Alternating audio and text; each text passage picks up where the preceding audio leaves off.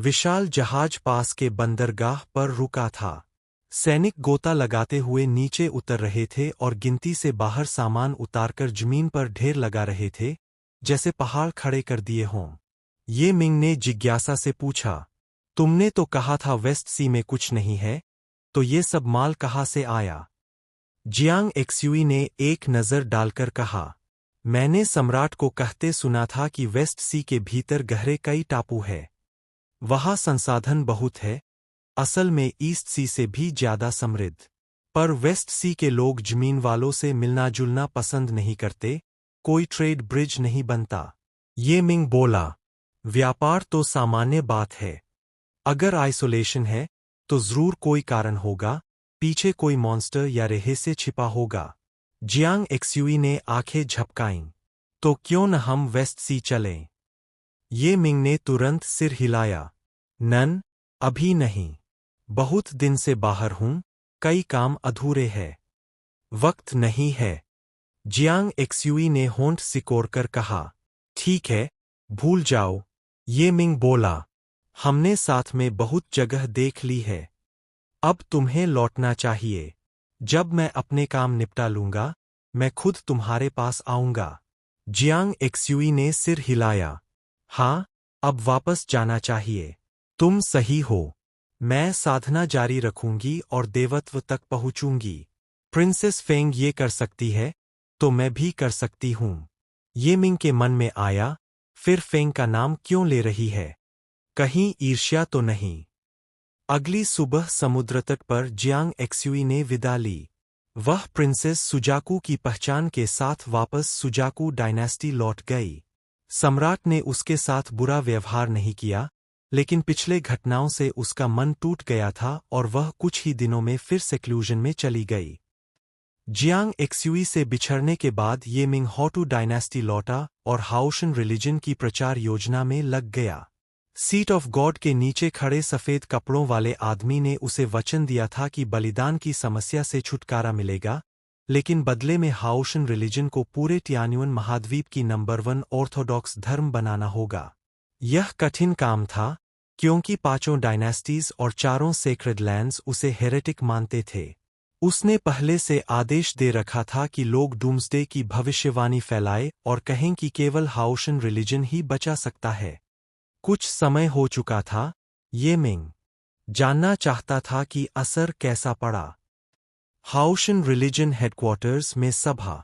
Xiao Kiang ने कहा, सभी नजदीक आए, स्थिति कैसी है?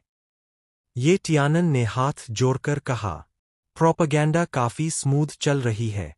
अभी तक कम से कम 30% लोग मानते हैं कि अंतकाल आने वाला है। ये मिंग चौंक गया। 30% लोग? इतनी जल्दी? ये टियानन बोला, वाइस चेयरमैन, हमने पाया है कि 5 डायनेस्टीज के अधिकारी भी जाने अनजाने डूम्सडे की खबरें फैला रहे हैं। लगता है उनका भी कोई कॉमन एक्शन है। ये मिंग ने ठुड्डी सहलाई और गहरे विचार में पड़ गया। बाद में डिस्गाइज करके वह होटू डायनेस्टी के एक छोटे कस्बे की टी शॉप में बैठा। वहां लोग चर्चा कर रहे थे। एक हंटर बोला, लाओ हूं, क्या सचमुच दुनिया खत्म होने वाली है? क्या हमारे पैरों के नीचे ड्रैगन सो रहा है, जो हमें खा जाएगा? लाओ हूं ने सिर हिलाया। मेरा कहना गलत नहीं है। सरकार के दफ्तर में मेरे एक नेफ्यू ने बताया कि कोर्ट खुद ये खबर फैला रही है। भीड़ घबरा गई। तो अब हम क्या करें? क्या सचमुच वो हमें खा जाएगा? लाओ हू बोला, घबराओ मत। कोर्ट बेवकूफ नहीं है। अगर वो सच बता रहा है, तो जरूर उसके पास समाधान भी होगा। लोग सहमत हुए। जो भी हमें बचा लेगा, हम उसी का अनुसरण करेंगे। ये मिंग ये सुनकर संतुष्ट हुआ और आगे बढ़ गया। किंग्यून सिटी, जनसंख्या लगभग 100 मिलियन। यहां उसने देखा कि केंद्रीय चौक पर हजारों लोग इकट्ठे हैं। जमीन पर अगरबत्तियां जल रही है और बीच में एक कॉर्प्स रखा है, शरीर पर स्केली घाव और कपड़े फटे हुए। ये मिंग ने एक ओल्ड मैन से पूछा, ये मृतक कौन है? सब लोग इन्हें क्यों पूज रहे हैं? ओल्ड मैन की आंखें नम हो गईं। ये हमारे हीरो थे। 2 दिन पहले एक डीमन ने शहर में धावा बोला और सैकड़ों लोगों को मार डाला, यहां तक कि सिटी लॉर्ड भी मर गया। सरकार कुछ नहीं कर पाई। तभी ये नौजवान आया और डीमन को मार गिराया, लेकिन खुद बुरी तरह घायल होकर प्राण त्याग दिए। ये मिंग ने झुककर कॉर्प्स को प्रणाम किया और चुपचाप पीछे हट गया। तभी एक दल ऑफिशियल्स का आया। उन्होंने भीड़ को धक्का देकर कहा, अरे बेवकूफो, मरे हुए को मत पूजो, जल्दी भागो। लोग भड़क उठे। वही ओल्ड मैन बोला, वो मर गया, पर उसने हमारी जान बचाई। जब डीमन ने सबको मारा, तब तुम कहाँ थे? हमारी चीख सुनने वाला कौन था? एक ऑफिशियल ने झपटकर उसे लात मारी। वह वॉरियर लेवल ताकतवर था। बूढ़ा आदमी वही जमीन पर गिरा और कुछ ही पलों में मर गया। लोग चिल्लाए, क्यों मार रहे हो? ऑफिशियल ने तलवार खींची और घमंड से कहा, क्योंकि हम ऑफिशियल्स हैं और तुम लोग सिर्फ सिटीजन्स। हम स्ट्रांग हैं, तुम वीक। चुपचाप भागो, नहीं तो सबको काट डालूंगा। भीड़ डरकर झुक गई, पर एक इंसान अब भी खड़ा था, ये मिंग। वह डेड ओल्ड मैन के पास झुककर बोला, तुम्हें मार्शल आर्ट्स नहीं आती थी, तो क्यों भिड़े उनसे? ये लोग तो भेड़िए हैं, इंसानियत से खाली। न इन्हें तुम्हारा दर्द समझ आता है, न तुम्हारा आभार। ऑफिशियल ने गुस्से से चिल्लाया, कौन है तू? बैठ जा नीचे। ये मिंग मुड़ा और ठंडी आवाज में पूछा, do you believe in रेट्रिब्यूशन? Official पहले तो हक्का बक्का रह गया, फिर जोर से हंस पड़ा। रेट्रिब्यूशन? बच्चे, तेरे दिमाग में पानी भर गया है क्या? क्लिक! अचानक उसकी चारों लिम्स एक अदृश्य शक्ति से टूट गईं। वह जमीन पर धड़ाम से गिर पड़ा और दर्द से चीखने लगा। यह ये मिंग की शक्ति थी जिसने उसे चकनाचूर कर दिया।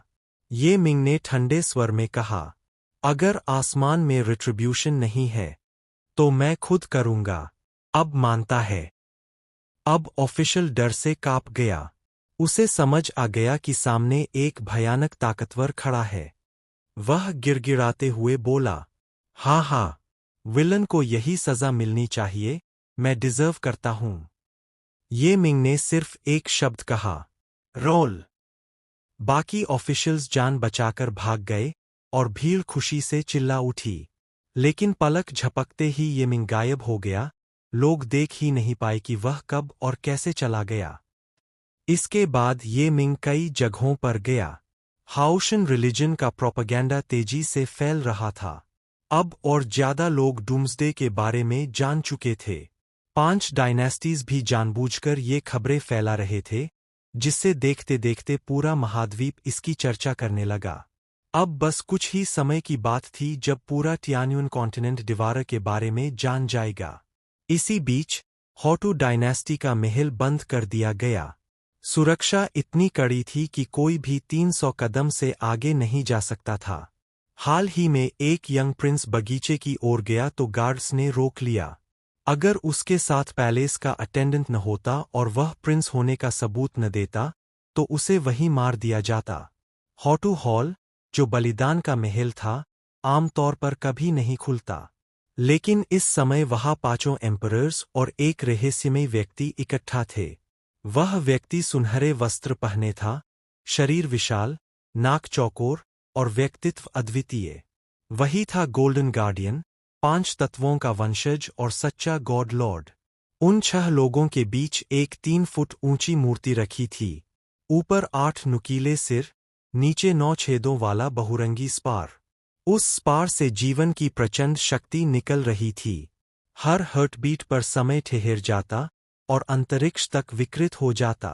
एम्परर किंगलोंग ने स्पार को देखते हुए कहा, यह डिवाइन फीटस साधारण नहीं है। इसमें हमारी छह की शक्ति जुड़ी है। क्या इसे रिफाइन किया जा सकता है?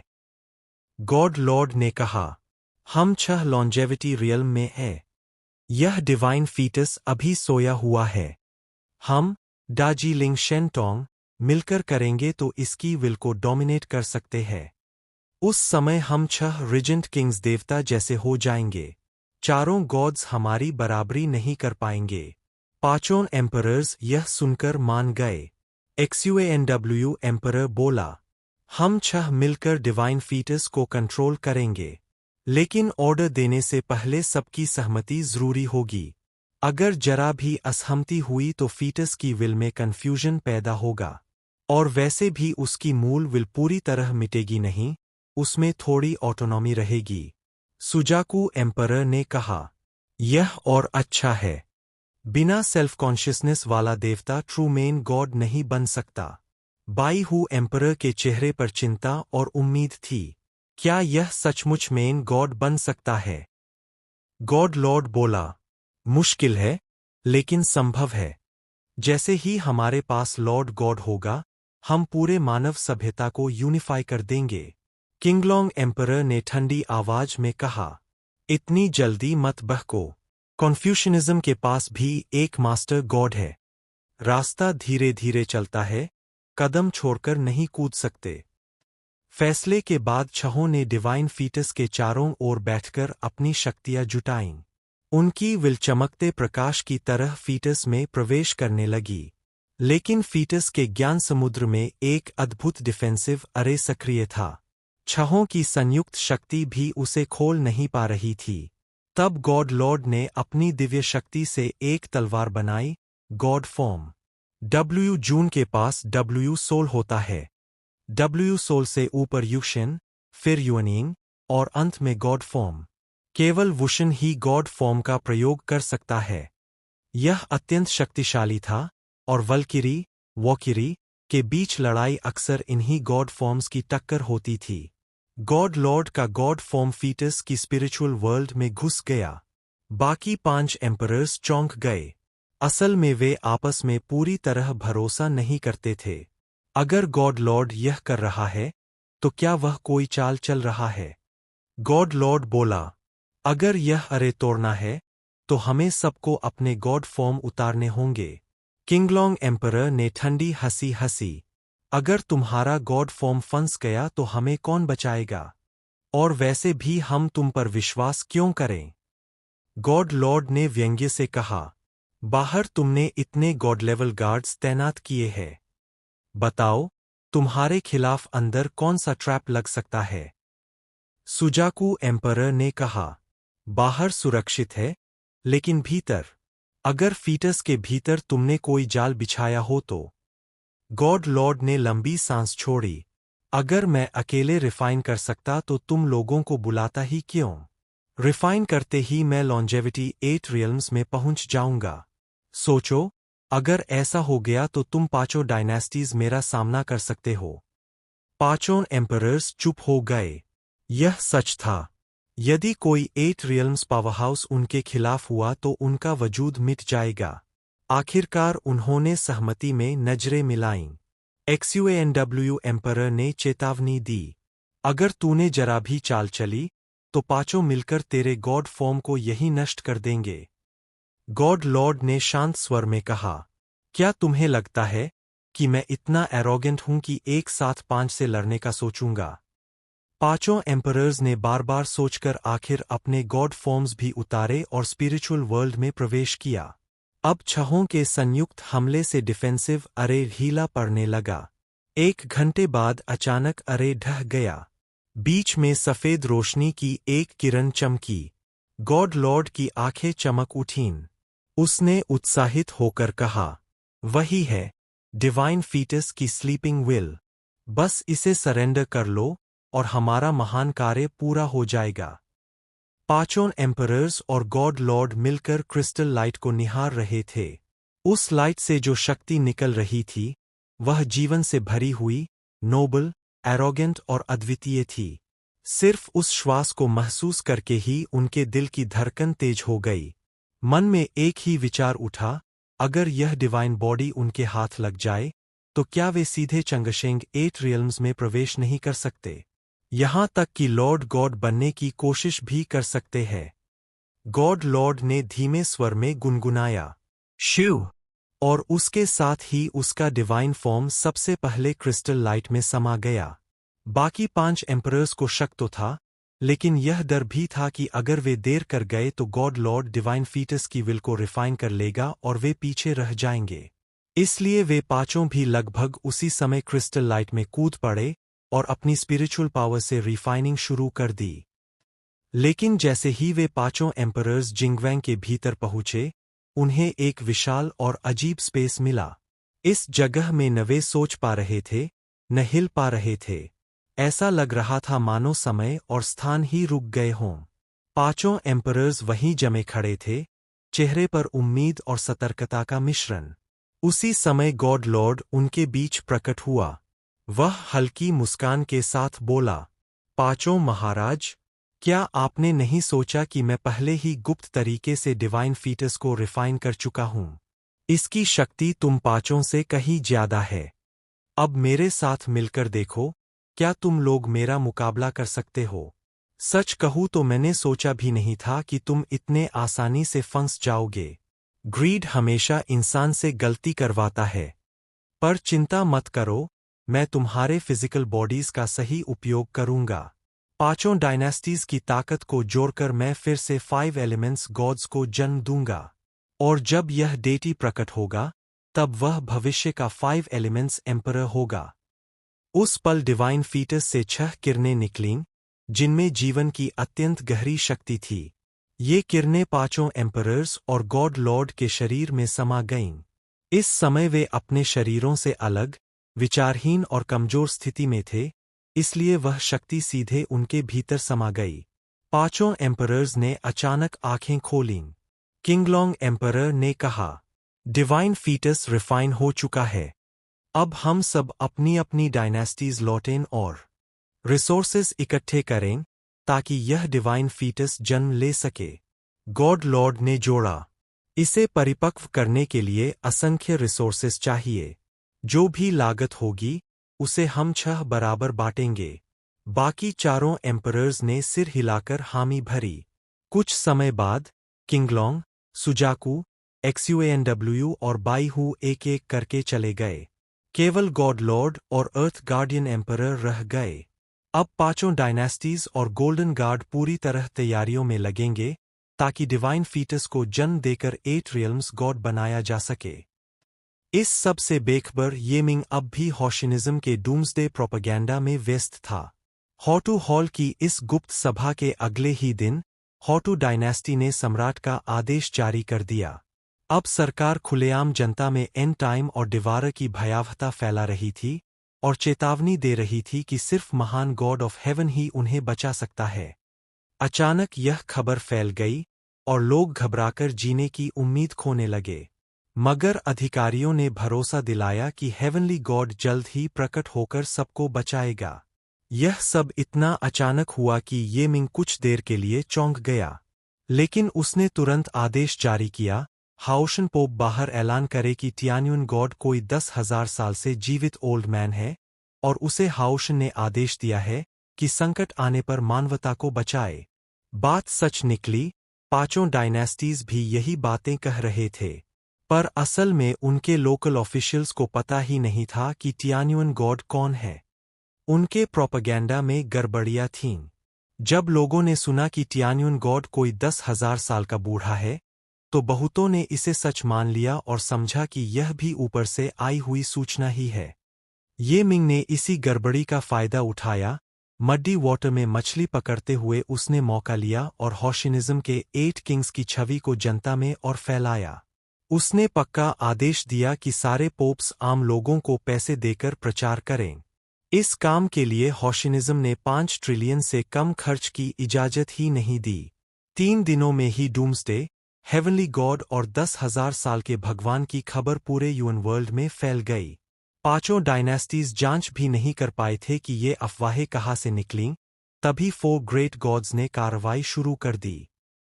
ईस्ट सी की गहराई में, वहां सुनहरे रंग का एक महासागर था, जो चारों ओर के नीले पानी से बिल्कुल अलग चमकता था। उसके केंद्र में एक क्रिस्टल पैलेस तैर रहा था, बादलों और धुंध से ढका, भव्य और रहस्यमयी। महल के मुख्य कक्ष में 4 विशाल फैंटम्स प्रकट हुए। ये सब उनके असली देवताओं की माइंड प्रोजेक्शंस थे, असली शरीर दूर बैठे थे। एक ने कहा, 3 पुराने साथियों, क्या तुम्हें पांचों डायनेस्टीज की चाल समझ आई? दूसरे ने कहा, हाँ, वे सब एक साथ मिलकर देवता बना रहे हैं। साफ है कि वे हमारी डिवाइन लैंड की पकड़ से बाहर निकलना चाहते हैं। हम उन्हें सफल नहीं होने दे सकते, वरना हमारी ताकत घट जाएगी।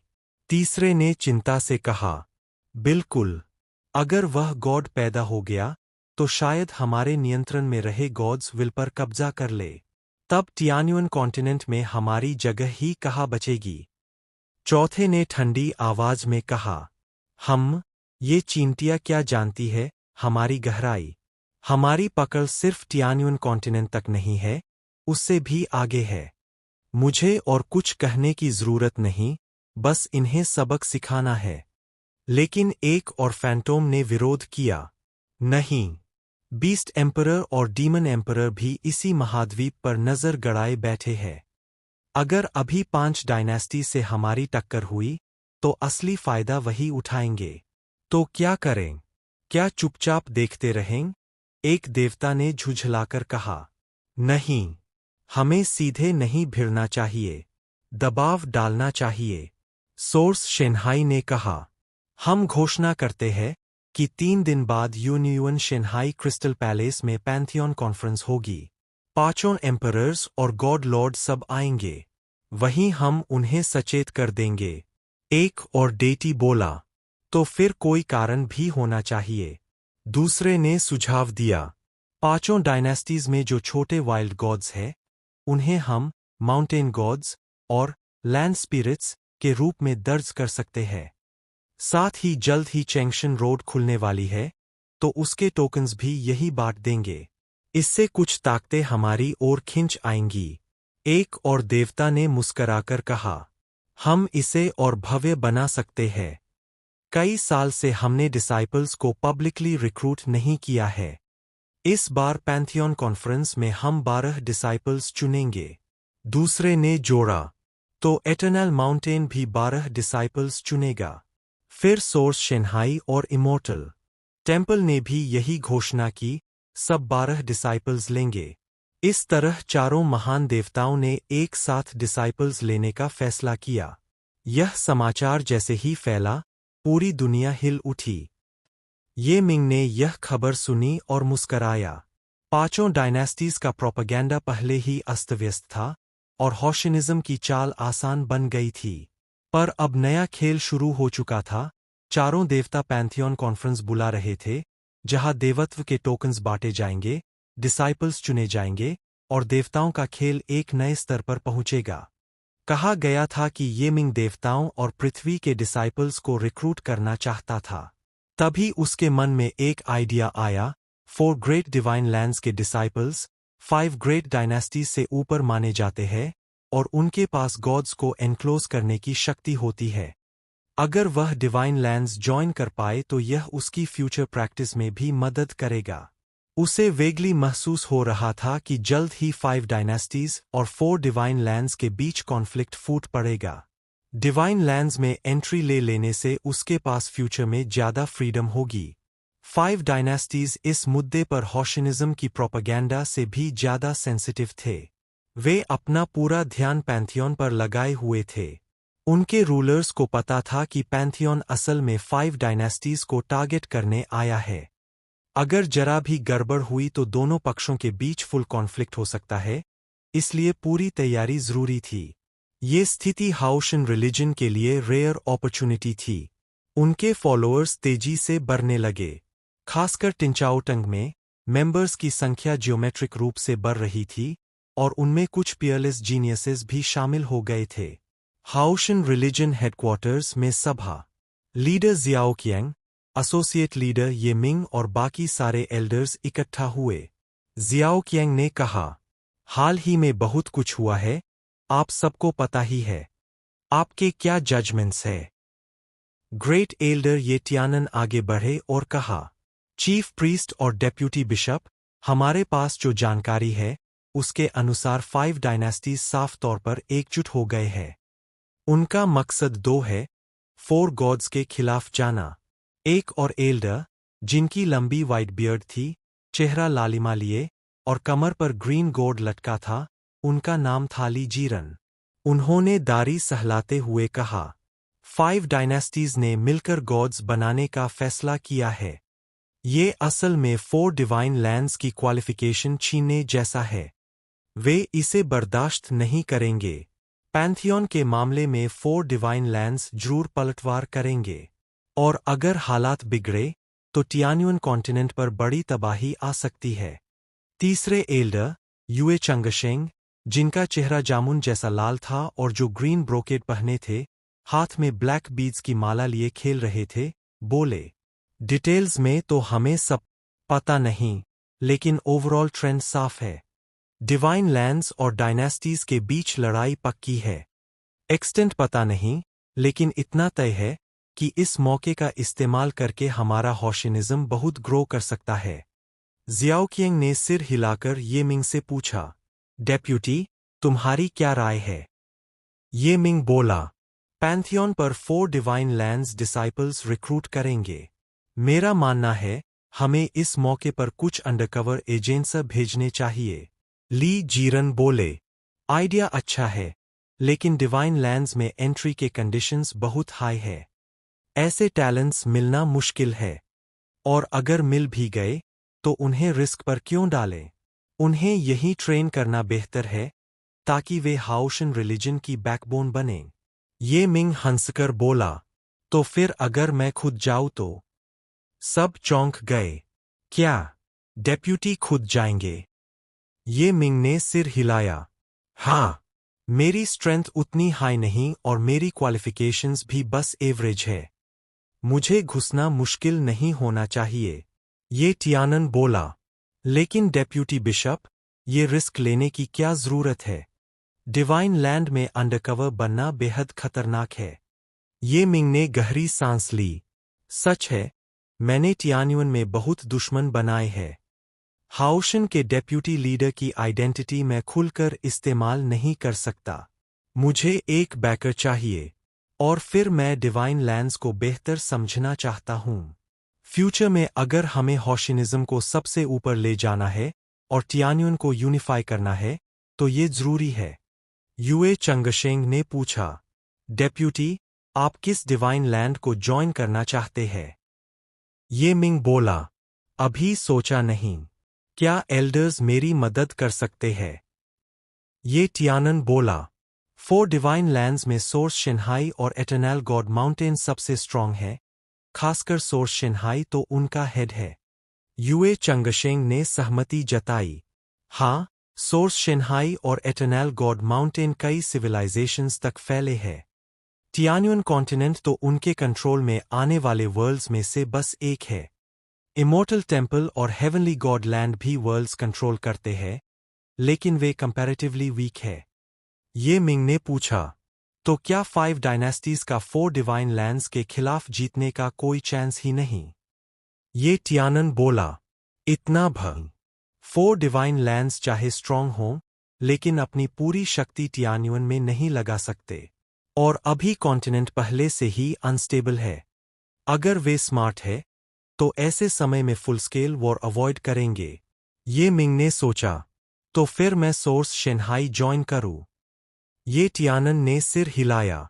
नहीं, मैं एटर्नल गॉड माउंटेन सजेस्ट करता हूं। सोर्स शिन्हाई स्ट्रांग है, लेकिन उतना प्योर नहीं। उसके हाई लेवल रूलर्स में नॉन ह्यूमन पावर्स भी शामिल है। एटर्नल गॉड माउंटेन ज्यादा प्योर है, और ओवरऑल स्ट्रेंथ में शिन्हाई से बहुत कम नहीं। ये मिंग ने कड़वा मुस्कान दी। मैं एटर्नल माउंटेन नहीं जा सकता। जियांग वहीं की है, और मैंने वहां के कई वॉरियर्स को मार गिराया है। दुश्मनी गहरी है। ये टियानन बोला, तो फिर बचता है इमोर्टल टेम्पल। वहां सक्सेसर्स कम है, पर उनकी क्वालिफिकेशंस बहुत हाई है। कहा जाता है कि कभी वह टेम्पल बेहद पावरफुल था, पर बाद में सूटेबल एयर्स न मिलने से उसकी शक्ति गिर गई। अगर तुम वहां पहुंच गए, तो बहुत गेन हो सकता है। ये मिंग ने सोचकर कहा, ठीक है, मुझे यही करना होगा। हेवनली गॉड लैंड नहीं जा सकता, मेरे पास गॉड ट्रेजर है, और वहाँ पुरानी दुश्मनी याद दिलाई जा सकती है। तो इमॉर्टल टेम्पल ही सही। इसके बाद ये मिंग ने तय किया कि वह 3 दिन में अपने मार्शल स्पिरिट को सुपरनैचुरल पावर तक रिफाइन करेगा ताकि इमॉर्टल टेम्पल में एंट्री की चांसेस बढ़ जाए। पहले से ही उसने कई बुद्धिस्ट टेक्निक्स और मैजिकल पावर्स सीखी हुई थीं। बी मिंग ने समझाया था कि जितनी ज्यादा सुपरनैचुरल पावर्स कल्टिवेट होंगी, उतनी ही उसकी शक्ति बढ़ेगी। इसलिए उसने मेरिट स्टीली से नई सुपरनैचुरल पावर्स खरीदने का सोचा। स्टीली पर 300 पावर्स लिस्टेड थीं। पहली थी ग्रेट लाइफ स्किल, जिससे डेड को रिवाइव किया जा सकता था। कीमत थी 3 ट्रिलियन मेरिट, यानी 5.44 billion sacred merit. Market rate के हिसाब से यह 500 बिलियन लॉ गॉड कॉइन से भी ज्यादा का था। ये मिंग चौंक गया। इतना एक्सपेंसिव, केओस ब्लड से भी महंगा। बी मिंग ने कहा, मास्टर, ये प्रैक्टिस करना बहुत कठिन है। क्यों न कुछ और देखे। उसने 6th रैंक्ड पावर देखी, 5 एलिमेंट्स किलिंग टेक्निक। ये मिंग बोला, ये तो 5 एलिमेंट्स स्वॉर्ड से डिराइव्ड है।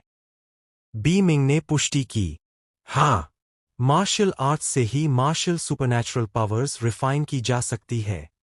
ये मिंग ने सोचा, तो मैं खुद रिफाइन कर लूं तो ज्यादा सूटेबल होगा। फिर उसे sword of the red emperor of the sun मिली, जिसकी कीमत कुछ बिलियन मेरिट थी। पर इसके लिए उसे पहले 5 स्वॉर्ड्स को यूनाइट करना होगा। 8वें नंबर पर थी 40 ट्रिलियन मेरिट फिंगर। ये स्वॉर्ड गॉड अरे से डिराइव्ड थी। ये मिंग ने सोचा, मैंने स्वॉर्ड गॉड अरे सीखी हुई है, ये तो परफेक्ट है। आखिर में उसकी नज़र स्टेप बाय स्टेप किलिंग पर गई, जो हेवनली किलिंग से डिराइव्ड थी और कीमत 3 ट्रिलियन मेरिट। ये मिंग ने मुस्कुराते हुए कहा, ये तो मैंने पहले से प्रैक्टिस की हुई है, बस यही सही। अरे दोस्तों, अगर आपको मनोरंजन का पूरा डोज चाहिए ना, तो बस एक आसान काम करो, हमारे चैनल को सब्सक्राइब कर दो। यहाँ मिलेगा आपको थ्रिल, फन और कहानियों का अनलिमिटेड एंटरटेनमेंट। तो देर किस बात की, जल्दी से लाइक, शेयर और सब्सक्राइब बटन दबा दो, वरना अगला ट्विस्ट मिस हो जाएगा।